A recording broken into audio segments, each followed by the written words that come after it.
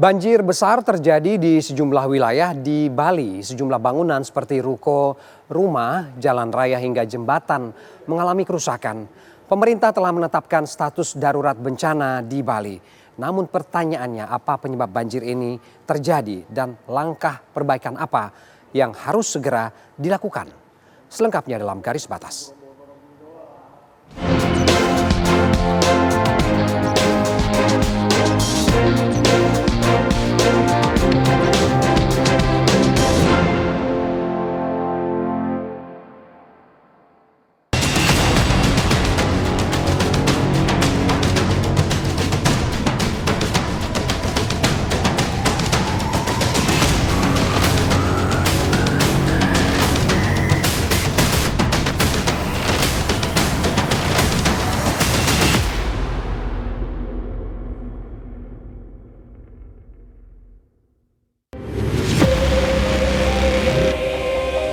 Banjir besar melanda sejumlah wilayah di Bali.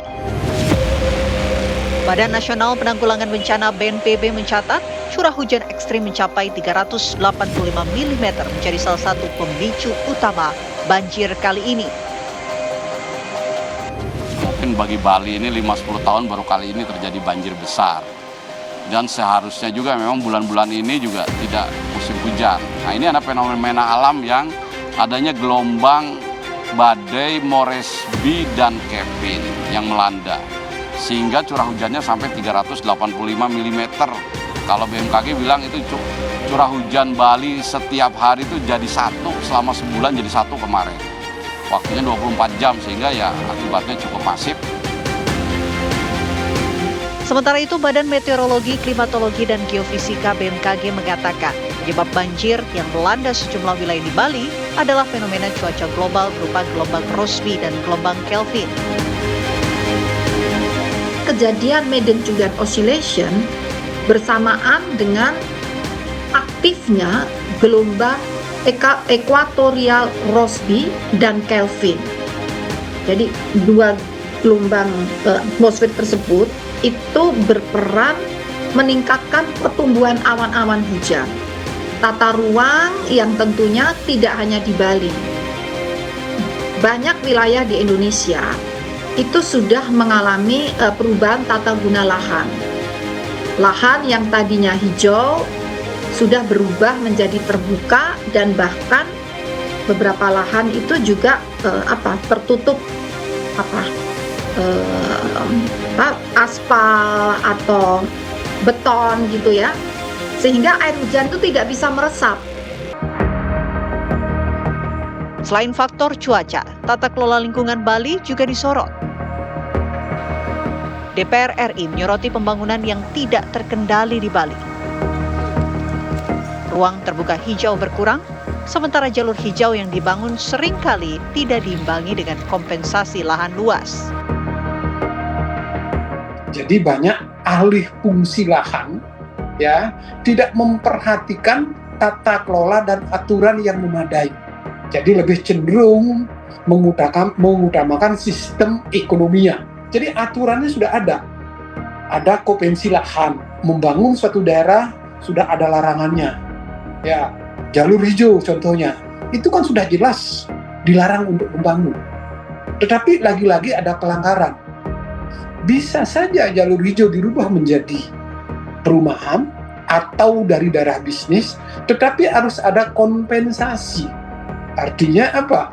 Jalur hijau yang dirubah ya mendapatkan kompensasi lahan yang lebih luas.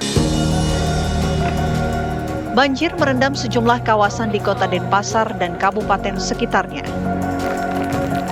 BNPB dan Pemprov Bali telah menetapkan status darurat bencana hingga 17 September mendatang. Gubernur Bali memastikan seluruh objek vital strategis tetap aman meski sejumlah kawasan di Denpasar dan kabupaten terdampak paling parah. Semua objek vital strategis Bali seperti bandara maupun juga pusat lainnya itu aman. Ini hanya beberapa titik saja. Artinya yang paling berat itu di Kota Denpasar, Pak? Kota Denpasar, dan juga ada beberapa titik di Kabupaten Badung. Di Denpasar ada 43 titik, tapi yang besar itu ada di wilayah Tembusari, Pasar Tembusari dan di wilayah Pulau Lebak. Pengamat tata kota menilai banjir kali ini menjadi alarm penting bagi Bali.